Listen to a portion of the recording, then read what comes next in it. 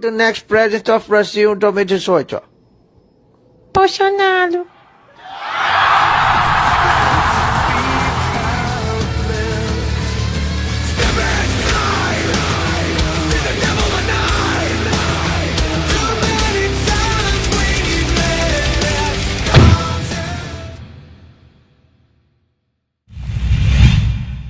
Olá, opressores. O indicado futuro ministro da Economia, Paulo Guedes, por Jair Bolsonaro, dá uma verdadeira aula de como fortalecer o Brasil economicamente. Peço para que vocês assistem até o final. Irá valer muito a pena. O PSDB é acusado e perde a eleição em nome da ética, em nome da falta de transparência, por causa das privatizações no limite da irresponsabilidade, não é? Por causa da compra de votos para a reeleição, perdem a eleição e entra a esquerda transparente e ética. E aí nós estamos assistindo todo dia na televisão. É um espetáculo de ética e de transparência absolutamente exemplar. Um exemplo para as novas gerações, para as futuras gerações, está sendo acompanhado no mundo inteiro como o símbolo da nossa transparência e ética, principalmente da esquerda do PT. Ou seja, a desmoralização atingiu todo o espectro. Será que há algo sistêmico? Se uma infecção chamada corrupção atinge todo o espectro político, será que é algo genético? Hipótese 1. Seríamos os brasileiros geneticamente corruptos? Hipótese 2. Será que é sistêmico? Que o sistema político foi também transformado numa feroz disputa por recursos? Se 40% do PIB são repartidos pela grande agência central, o governo comanda hoje 40% do PIB, será que isso não deforma, isso não corrompe a estrutura política? Vale tudo, qualquer acordo, desde que se coloque a mão em 40% do PIB? E que tipo de exemplos isso transmite para a sociedade? Opção 1. Se você é jovem, estude bastante, 3, 4 anos no curso superior, depois faça uma pós-graduação, depois trabalhe mais 5, 10 anos. Quem sabe um dia você será alguém nesse mercado globalizado com 50 milhões de desempregados. Opção 2. Passe um verde e amarelo na cara, jogue meia dúzia de pedras em nome do impeachment, seja eleito prefeito de Nova Iguaçu, o Lindbergh, lá no Rio de Janeiro. Não termine sequer seu curso de Direito e será um jovem simpático, rico brevemente, porque a profissão é rentável, e um exemplo para a juventude do mundo inteiro. Esses exemplos estão se transformando, estão sendo dados em todos os setores. Esse é o da política. No campo, opção 1, trabalhe bastante, se é um jovem simples e humilde, faça um curso técnico, vá estudar alguma coisa de agronegócio, e quem sabe um dia você será alguém. Opção 2, receba uma camiseta do MST, um caminhão-pipa, participe de uma passeata, jogue 3 pedras no laboratório da Aracruz e será alguém. Você vai ter dinheiro garantido, esses 40% do PIB estão sendo aplicados no Brasil inteiro, já há universidade rural, ensinando luta de classe, etc. Esses exemplos estão se reproduzindo.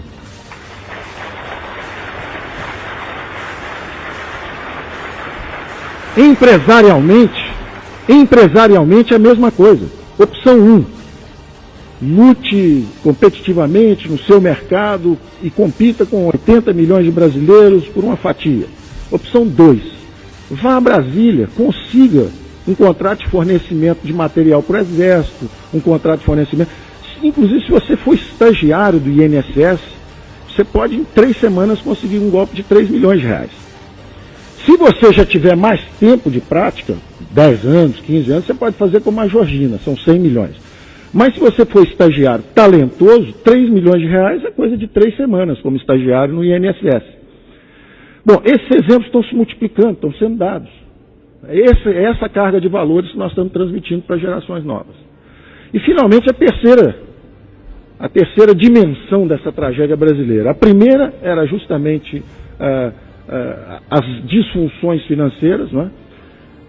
A última delas são os juros astronômicos, o câmbio baixo. São disfunções financeiras. A segunda é essa disfunção política. E a terceira, finalmente, é a estagnação econômica. É o Brasil parado. O Brasil parado, esperando reformas e que de vir aqui pedir votos dizendo que vai modernizar o sistema de previdência.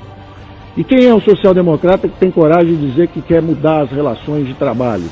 A legislação trabalhista obsoleta, anárquica, injusta e impeditiva da criação de empregos.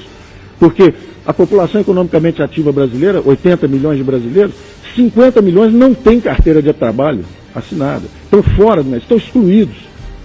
Perderam os empregos para os chineses. Não é? E o câmbio é o sinal que está chegando. O que a China, o que a Índia estão mandando de sinal para nós através desse sistema de mercados internacional e globalizado, é a seguinte informação: vocês têm um pouco de minério, sente em cima disso, geladeira, sapato, isso deixa que a gente faz para vocês. Então nós podemos assistir uma desindustrialização do Brasil em nome de mercado. Nós não temos economia de mercado, nós não temos neoliberalismo, nós temos socialistas com cartão de crédito. É isso que nós temos tido no Brasil por 20 anos.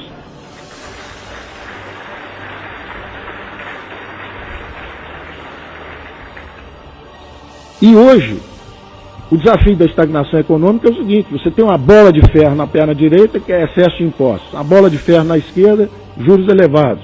As mãos amarradas são os encargos sociais e trabalhistas. E alguém diz assim: agora corre que o chinês vai te pegar. É isso que nós estamos vivendo. Então, eu fico por aqui, em termos de tempo, volto ao assunto depois, mas nós precisamos justamente escapar desses limites cognitivos da social-democracia brasileira. Nós precisamos da liberal-democracia, que foi o que produziu a reconstrução da Alemanha e do Japão no pós-guerra. Na Alemanha, o caso clássico do Ludwig Erhard, sendo atacado e combatido a cada medida, quando liberou os preços, quando fez a reforma trabalhista, quando mexeu na lei salarial. Cada medida era fustigada, moção de desconfiança. Por quem? Pela social-democracia, o SPD.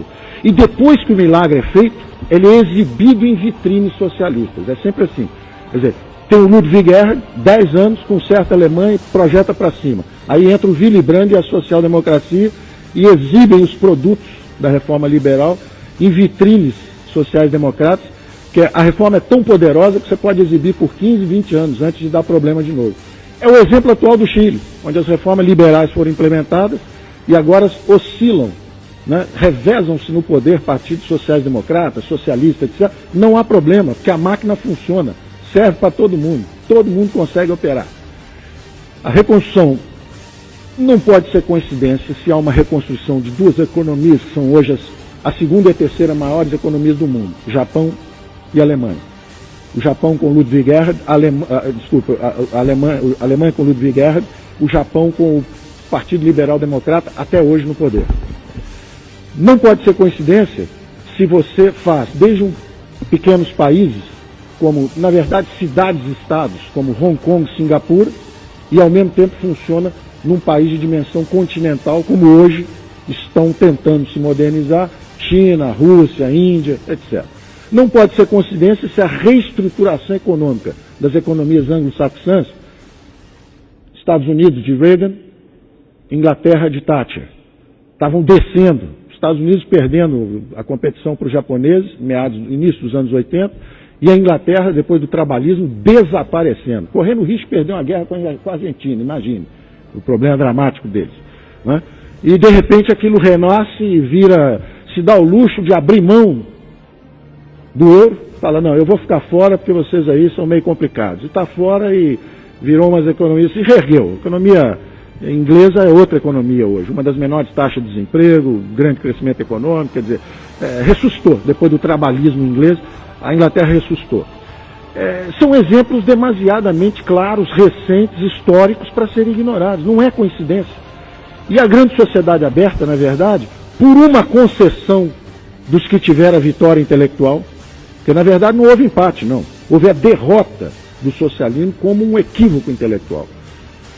A paz do coração, perfeito. Solidariedade, utopia, irmandade, tudo isso será preservado.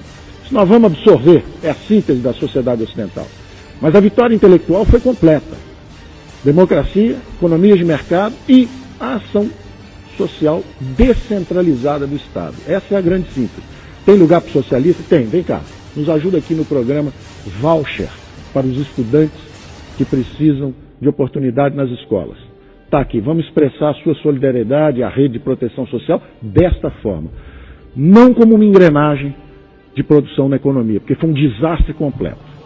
Então, eu termino dizendo o seguinte, esse tipo de fórum, se tivesse acontecido em todas as capitais do país, nos últimos 20 anos, como tem acontecido aqui, o país seria outro.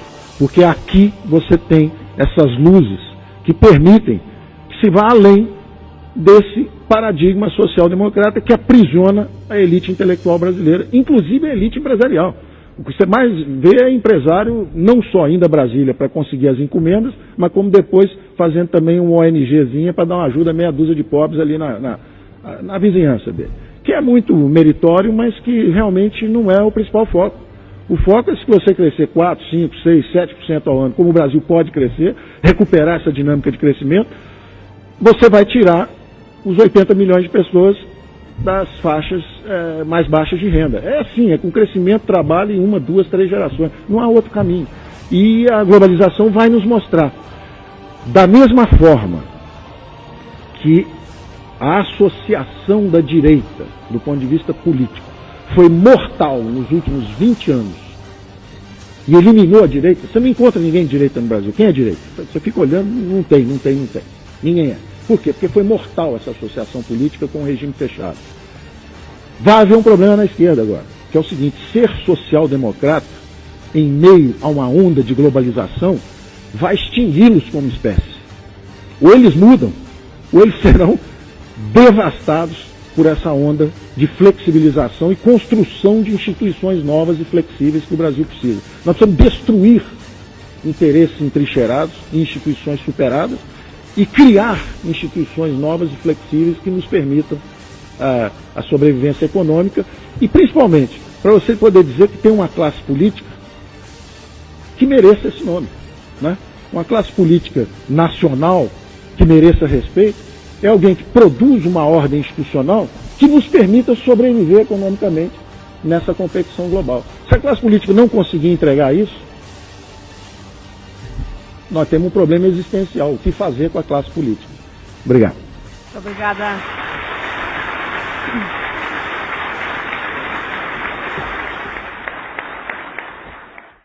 Acompanhe e fique por dentro das últimas notícias do canal. Um forte abraço e fiquem com Deus. Brasil acima de tudo. Deus acima de todos. Ensinando besteira pro teu filho, vai lá, porra! Tira a satisfação dele, que porra é essa? Fica ensinando socialismo, a molecada o tempo todo. Tão grave quanto a corrupção é a questão ideológica. E a questão ideológica é muito mais grave. Não representa nada. Chegaram as novas camisetas mais fodas de todos os tempos, que vieram para mudar o Brasil. Faça parte você também dessa coleção imperdível. O link estará aqui embaixo na descrição do vídeo. Aproveite, pois é por tempo limitado.